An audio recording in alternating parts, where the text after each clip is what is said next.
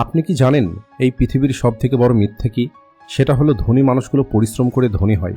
কিন্তু সত্যিটা হলো যে মানুষগুলো সত্যিই ধনী হয় তারা কখনোই এটা বলে না যে তারা কিভাবে ধনী হয়েছে।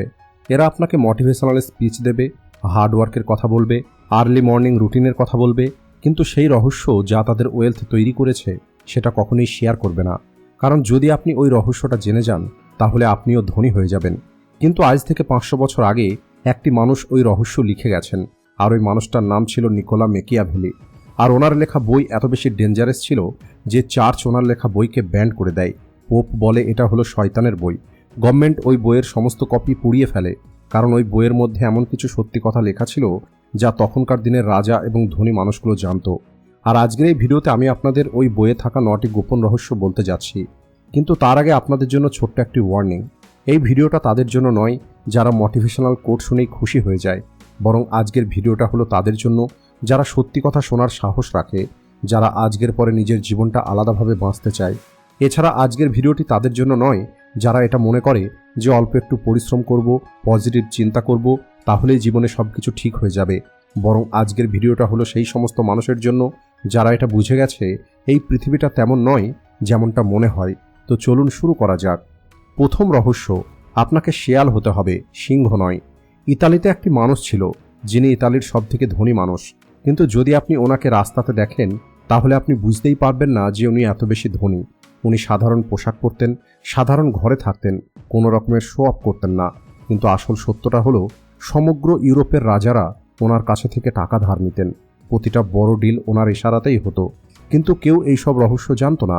আর মেকিয়াভেলি এখান থেকে একটি রুল বার করেন, সিংহকে বাইরে থেকে দেখা যায়, এই কারণেই সিংহকে শিকার করা হয়। শিয়ালকে দেখা যায় না, এই কারণে শিয়ালকে কেউ শিকারও করে না। এখন আপনি একবার ভেবে দেখুন, যখন আপনি ইউটিউব, ইনস্টাগ্রামে আপনার নতুন গাড়ির ফটো পোস্ট করেন, নতুন ঘড়ি, নতুন মোবাইলের ফটো পোস্ট করেন, তখন আপনি ভাবেন হয়তো এই সব কিছু দেখে মানুষ ইমপ্রেস হবে। কিন্তু বাস্তবে কি হয়? আপনাকে যারা হিংসা করে তারা ওই ফটোর স্ক্রিনশট নেয়। সেই বন্ধু আপনার লাইফস্টাইলটা দেখছে যে আগামীকাল আপনার সঙ্গে টাকা ধার চাইবে। আপনার প্রতিযোগী এটা বুঝতে পারছে আপনার কাছে টাকা আছে, তাই আপনি এই সব কিছু দেখিয়ে নিজেকে টার্গেট তৈরি করছেন। ওয়ারেন বাফেট আজও ওই বাড়িতেই থাকেন যে বাড়িটা উনি 1958 সালে কিনেছিলেন। আর এটাকে কিপ্টে বলে না, বরং এটা হলো একটি স্ট্র্যাটেজি। তাই আজ থেকে আপনি একটি কাজ করুন, আপনার সফলতার সম্পর্কে কথা বলাটা বন্ধ করুন, আপনার ইনকামের সম্পর্কে কথা বলাটা বন্ধ করুন। রুল নাম্বার 2, গরিব হওয়ার নাটক করুন। আমি জানি এটা শুনতে আপনাদের একটু অদ্ভুত মনে হচ্ছে, কিন্তু আমার সম্পূর্ণ কথাটা আগে শুনুন। মেকিয়াভেলির সময়ে একটি টেক্সটাইল মার্চেন্ট ছিল ফ্রান্সিসকো। উনি ওনার বিজনেস শুরু করেন আর প্রথম বছরে অনেক ভালো প্রফিট রোজগার করেন।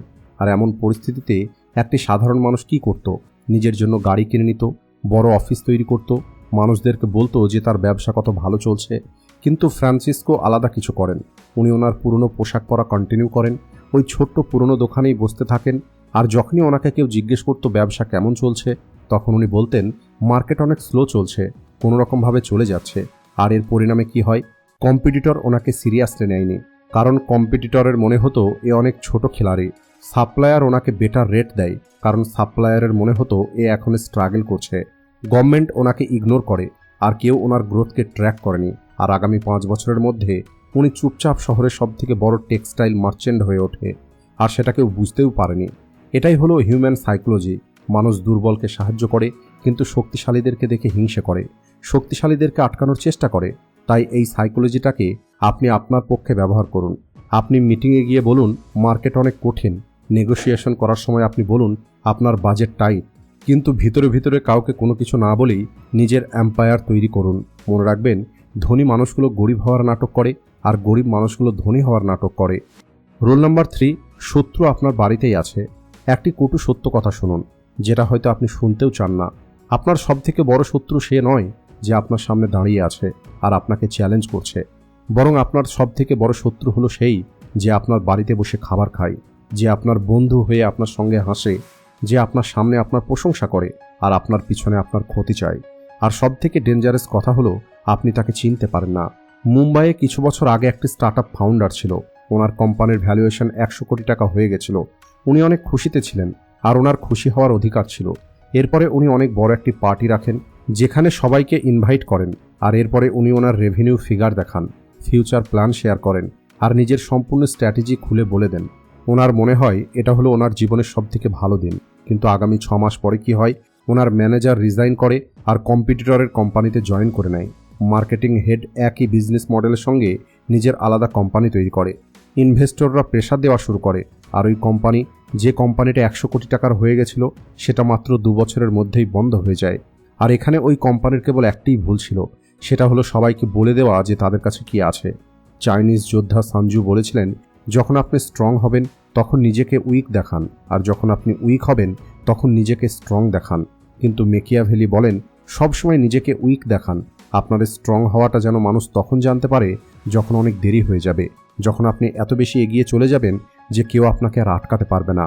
তাই আজ থেকে আপনি একটি রুল ফলো করুন, যে মানুষগুলো আপনার সফলতা সম্পর্কে জানে না তারা আপনাকে কখনোই আটকাতে পারবে না।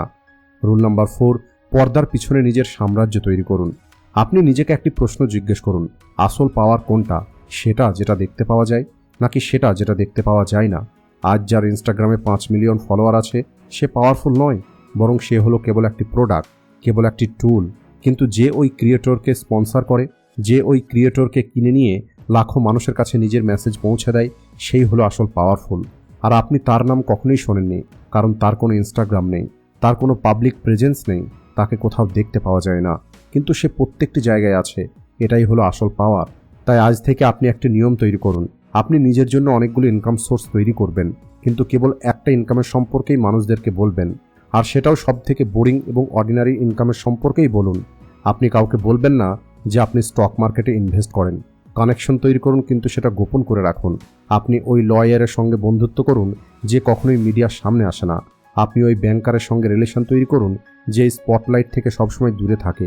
এটাই হলো আসল নেটওয়ার্ক, আর এই নেটওয়ার্ক একদিন আপনার সবথেকে বড় স্ট্রেংথ হবে। রুল নাম্বার 5, ধৈর্য সবথেকে বড় হাতিয়ার। 2017 সালে যখন বিটকয়েন গ্রো করা শুরু করে, তখনকার একটি ছেলের গল্প শুনুন। ওই ছেলেটি 10 লক্ষ টাকা ইনভেস্ট করে, আর মাত্র 2 মাসের মধ্যে ওই টাকাটা বেড়ে 50 লক্ষ টাকা হয়ে যায়, 5 গুণ রিটার্ন কোনো রকমের পরিশ্রম ছাড়া। আর এরপরে ওই ছেলেটি কি করে, ফেসবুকে স্ক্রিনশট শেয়ার করে, বন্ধুদের ইনভেস্টমেন্ট টিপস দেওয়া শুরু করে, নিজেকে ক্রিপ্টো এক্সপার্ট বলা শুরু করে, মিডিয়াকে ইন্টারভিউ দেয়, আর সবাইকে বলে যে দেখো আমি কি করেছি। আর এর পরিণামে কি হয়, মানুষ টাকা চাওয়া শুরু করে ইনভেস্ট করার জন্য। ইনকাম ট্যাক্সের নোটিশ আসে, আর কিছু মানুষ ফিজিক্যালি থ্রেট দেয়, আর ট্রেস এত বেশি বেড়ে যায় যে রাতের ঘুম চলে যায়, আর এরপরে প্যানিক হয়ে সমস্ত বিটকয়েন বিক্রি করে দেয়, আর যে টাকাটা ছিল সেই টাকাটাও ধীরে ধীরে খরচ হয়ে যায়। মেকিয়াভেলি 20 বছর পর্যন্ত ইটালির পলিটিক্সকে অবজার্ভ করেন। উনি রাজাকে দেখেছেন, মার্চেন্টাইজদেরকে দেখেছেন, জেনারেলদেরকে দেখেছেন, আর সেখান থেকে উনি জানতে পারেন যেটা খুব দ্রুত চমকায় সেটা খুব দ্রুত নিভেও যায়, ফাস্ট মানি ফাস্ট চলেও যায়। কুইক রিচ স্কিম কখনোই কাজ করে না। আসল ওয়েলথ ধীরে ধীরে তৈরি হয়, আর যখন ওই ওয়েলথ তৈরি হবে সেটা টিকে যাবে কয়েক জেনারেশন পর্যন্ত। তাই ধৈর্য আপনার কোনো উইকনেস নয়, বরং এটা হলো একটা স্ট্র্যাটেজি, আর যে মানুষ এটাকে বুঝতে পারবে তাকে কেউ আটকাতে পারবে না। রুল নাম্বার 6, পৃথিবীকে সেটাই দেখান যেটা আপনি দেখাতে চান। পৃথিবীর কোনো মানুষই আপনাকে তেমনভাবে দেখে না যেমনটা আসলেই আপনি, বরং সামনের মানুষটা আপনাকে সেভাবে দেখে যেমনটা আপনি তাকে দেখিয়েছেন। আপনার রিয়ালিটি নয়, বরং আপনার ইমেজটা হলো গুরুত্বপূর্ণ। আর মেকিয়াভেলি 500 বছর আগেই এটা বুঝে নিয়েছিলেন। উনি বলেছিলেন, এতে কিছু যায় আসে না আসলে আপনি কী রকমের, বরং গুরুত্বপূর্ণ হলো এটা যে মানুষ আপনার সম্পর্কে কি চিন্তা করে।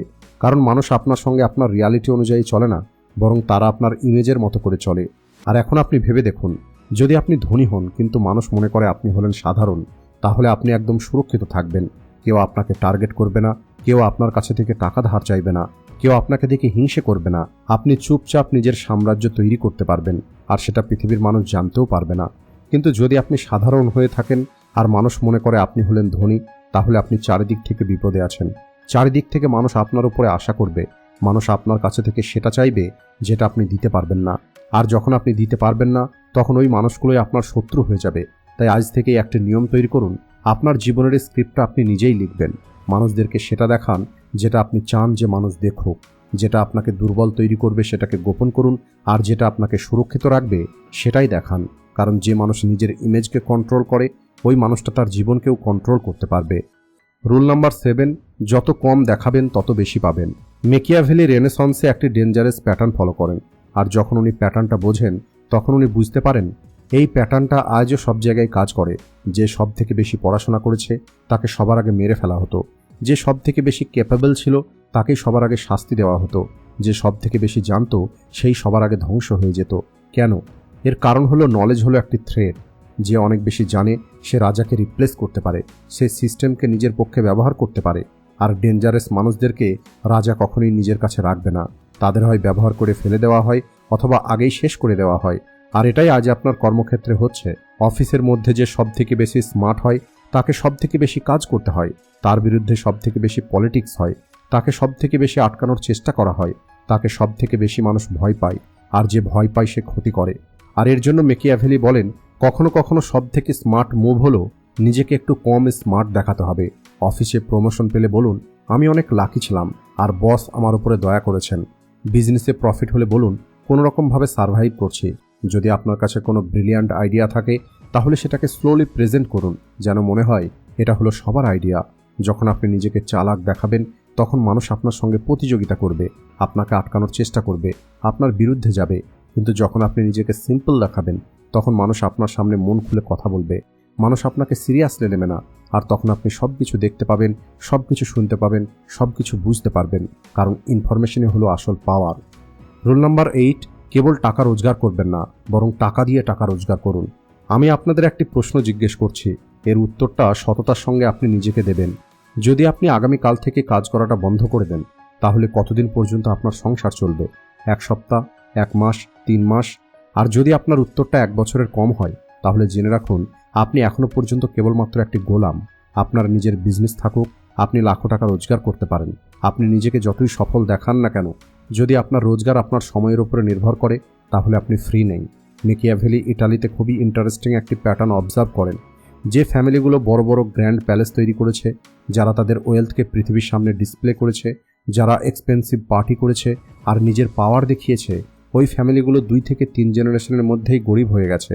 কিন্তু যে ফ্যামিলিগুলো নিজের রুটকে কন্ট্রোল করেছে, যে ফ্যামিলিগুলো সিস্টেম তৈরি করেছে, অর্থাৎ এমন একটা স্ট্রাকচার তৈরি করেছে যা এদেরকে ছাড়াও কাজ করবে, ওই ফ্যামিলিগুলো আজও পাওয়ারে আছে। এখানে পার্থক্য কেবল এতটুকু, একজন মনুমেন্ট তৈরি করেছে আর অপরজন সিস্টেম তৈরি করেছে। মনুমেন্ট খালি চোখে দেখা যায় কিন্তু এটা আপনাকে গরিব তৈরি করবে। সিস্টেম খালি চোখে দেখা যায় না কিন্তু এটা আপনাকে ধীরে ধীরে ধনী তৈরি করবে। একটি ফারারি গাড়ি কেনা এটা হলো মনুমেন্টের মতো, এটা সবসময় আপনার পকেট থেকে টাকা বার করে নেবে। কিন্তু একটি ডিভিডেন্ড পোর্টফোলিও তৈরি করা আপনার জন্য হলো একটি সিস্টেম যা প্রতি মাসে আপনার অ্যাকাউন্টে টাকা নিয়ে আসবে। রোলেক্স হাতে দেওয়াটা মনুমেন্টের মতো, এটা আপনাকে ভালো অনুভূতি দেয় কিন্তু এটা আপনার জন্য কোনো কিছু করবে না। কিন্তু আপনার একটি প্যাসিভ ইনকাম সোর্স আপনার জন্য একটি সিস্টেম, এটা আপনি ঘুমিয়ে থাকার সময়ও কাজ করবে। তাই আজ থেকে প্রতি মাসে নিজেকে একটি প্রশ্ন জিজ্ঞেস করবেন, আমি কি এই মাসে এমন কিছু তৈরি করেছি যেটা আমি না থাকলেও টাকা রোজগার করবে? আর যদি এর উত্তর না হয় তাহলে আপনি ওই র্যাট রেসের মধ্যে আছেন যেখান থেকে বেরিয়ে আসাটা কঠিন হয়ে যাবে। তাই আপনি সিস্টেম তৈরি করুন, মনুমেন্ট নয়।